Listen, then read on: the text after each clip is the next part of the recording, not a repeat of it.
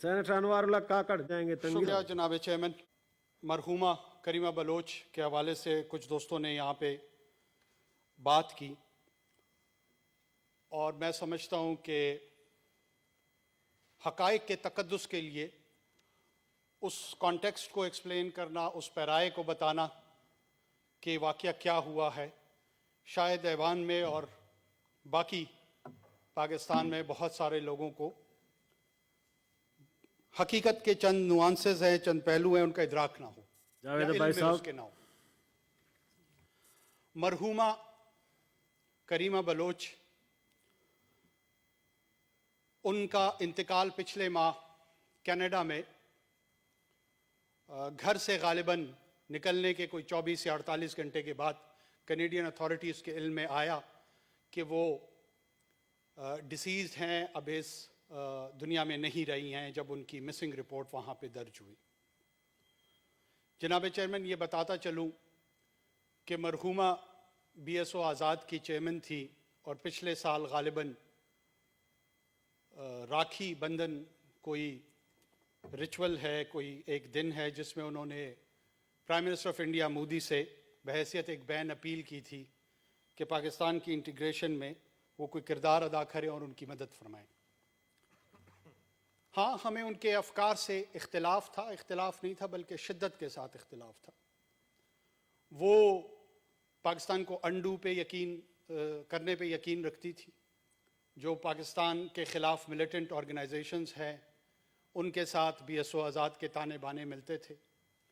وہ ان کے رفقا، ان کے خاندان کے لوگ، بہت سارے لوگ اسی فلسفے پہ عمل پیرا تھے، اور اپنی زندگی کی آخری سانس تک وہ اسی بینر کی فلیگ کیریئر رہی، جس کا ہم کھل کے مذمت بھی کرتے ہیں، اس سے اختلاف بھی رکھتے ہیں، اور اس سے دور رہتے ہیں سیاسی طور پہ. Having said this, ریاست پاکستان نے ان کی رائٹ آف بیریل اور تدفین کا جو حق ہے، جو بائی ورچو آف برتھ، چاہے ان کو پاکستان کے ساتھ اختلاف تھا یا ناپسند تھا یا پسند تھا، وہ رائٹ ڈینائی نہیں کیا. وہ فیکچول پوزیشن اس لیے کلیریفائی ہونی چاہیے کہ مرحومہ کا جسد خاکی اس وقت تمپ میں مدفون ہے، ان کی تدفین وہیں ہوئی ہے. تو یہ فیکچولی درست نہیں ہوگا کہ جی ان کو تدفین کی اجازت نہیں دی گئی ہے. تدفین کی اجازت ان کو یقیناً دی گئی، اور وہ اپنے آبائی علاقے میں اس وقت مدفون ہے. یہ ہے فیکچول پوزیشن. تدفین کا جو عمل تھا اس کے حوالے سے سوالات ضرور اٹھائے گئے ہیں. جناب چیئرمین، جس بیک گراؤنڈ میں جس قسم کا وہ سیاسی پس منظر رکھتی تھی، کوئی بھی ایڈمنسٹریٹو سینس ہو، اور اس میں سندھ پولیس نے لیڈ لی ہے، جس کو ریاست پاکستان بیک کرتی ہے، اون کرتی ہے. میں اس میں سندھ پولیس کو کوئی ایکسکلوسو فورس کے طور پہ نہیں دیکھتا. کسی قسم کا ناخوشگوار واقعہ پیش آ سکتا تھا. آپ ایک پریمپٹیو ایڈمنسٹریٹو سینس رکھتے ہیں.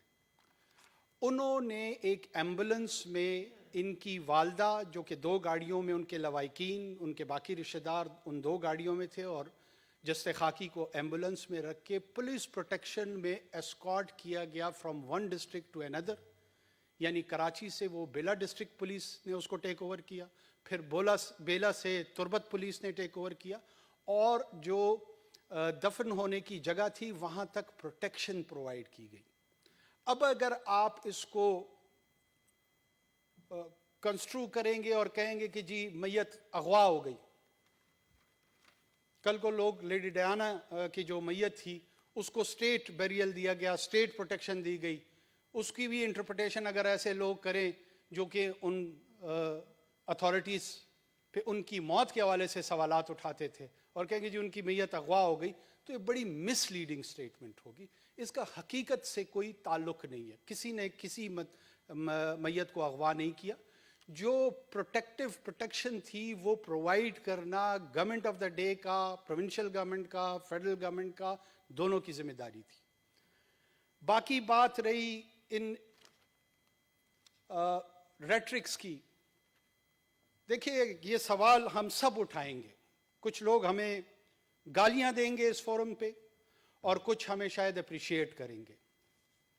یہ سوال میں بحیثیت بلوچستانی بحیثیت پاکستانی یہ اٹھاتا ہوں کہ کریمہ اور ان کے جو رفقا تھے جنہوں نے ریاست پاکستان کے خلاف اعلان جنگ شروع کیا، جنہوں نے بندوق اٹھائی، جنہوں نے آرمڈ سٹرگل کو دعوت دی، توتک میں 2008 میں ذاکر مجید اور سنگت ثنا براوی میں تقریر کرتے ہوئے کہتے ہیں کہ دا جنگ نن بش کرینن، دا منافق آک، اور اس سے منافق مراد ان کی نیشنل پارٹی اور بی این پی مینگل تھی، ہم تو شاید کفر کے زمرے میں آتے ہیں، کہ دا منافق آک ننے پارا کہ ریاست تو عید کبو، یہ منافق ہمیں یہ کہتے ہیں کہ ریاست سے بات کرو، نن دات پانا کہ لما وطن دتر خوائک، کہ مدر لینڈ ریکوائرز بلڈ، ننا دترم خوائک دشمن نہ دترم خوائک، یہ ہمارا خون بھی چاہتی ہے اور دشمن کا خون بھی چاہتی ہے، یعنی وہ آرمڈ سٹرگل کی ایڈوکیسی کرتے ہیں۔ یہ بالکل سنجیدہ سوال بلوچ انٹیلیجنشیا سے، پاکستانی انٹیلیجنشیا سے، کسی بھی فورم پہ ہم بات کرنے کو تیار ہیں کہ کیا آرمڈ سٹرگل اور وائلنس کو ریشنلائز کیا جا سکتا ہے؟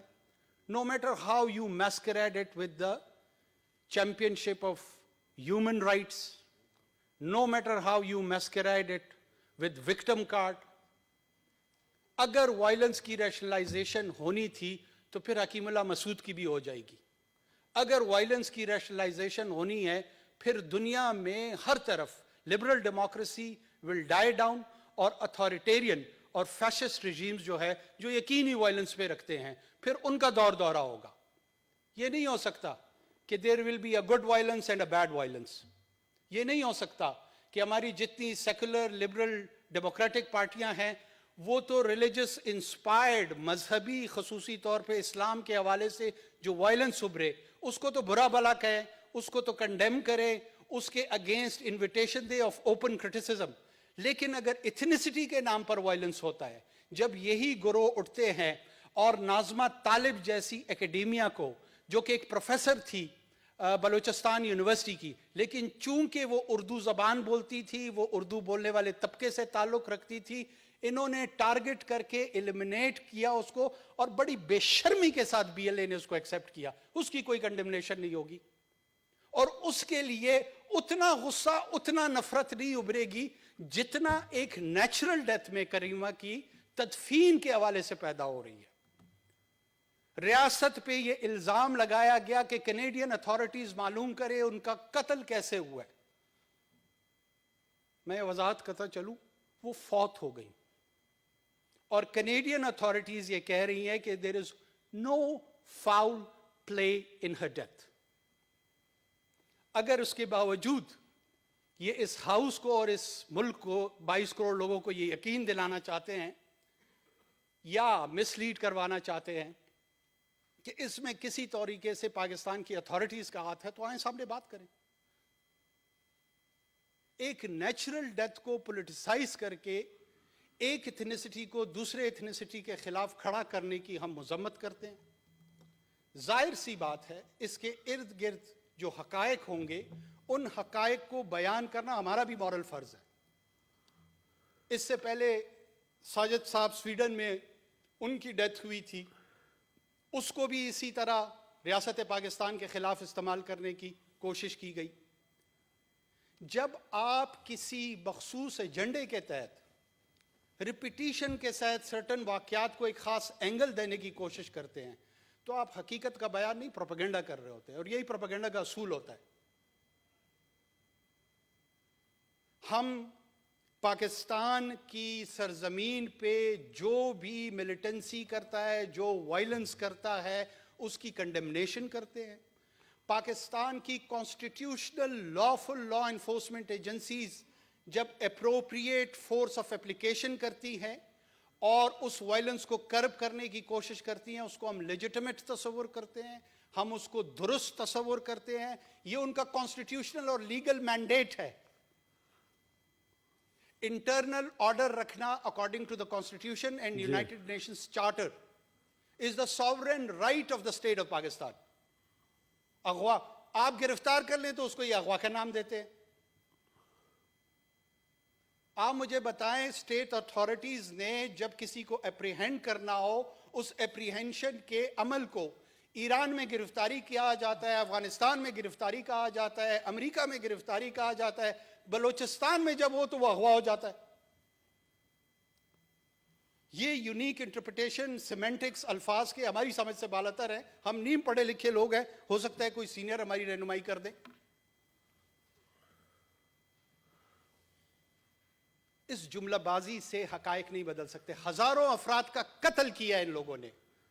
ان وائلنٹ اور گوری ایکٹس میں یہ ڈائریکٹلی اور انڈائریکٹلی پارٹیسپیشن ہے ان کی. اس طرح کی گفتگو سے ان کے چہرے چھپ نہیں سکتے. اور ان قاتلوں کے خلاف ہم اپنی آخری سانسوں تک we will resist them. And I wish somebody has resisted them in 1970 in erstwhile East Pakistan, تو شاید آج یہ صورتحال نہ ہوتی. ہم پولیٹیکلی ریزسٹ کریں گے، ہم ایڈمنسٹریٹولی ریزسٹ کریں گے. We own state of Pakistan, they equally share it with us. لیکن اگر گھر کے وجود کے خلاف کوئی جائے گا تو ہم گھر کے سربراہ سے لے کر گھر کے چوکیدار تک سب کے خلاف ریزسٹ کریں گے. جناب چیئرمین، مرحومہ اللہ اس کی مغفرت فرمائے، وہ روز جزا اس کا اور اس کے رب کا معاملہ ہے.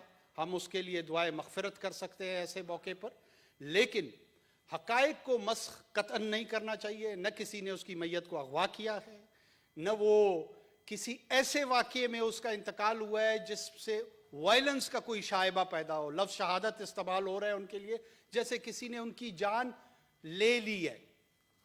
وہ نیچرل کازز سے ان کی ڈیتھ ہوئی ہے، اور اس ڈیتھ کے نتیجے میں اس کی خواہش تھی اور ان کی لواحقین کی خواہش تھی کہ ان کی تدفین ان کے آبائی علاقے میں ہو، اور وہ عمل بھی پیسفل انداز میں، مناسب انداز میں کنکلوڈ ہو چکا ہے. میرے خیال میں this should be end of the metre.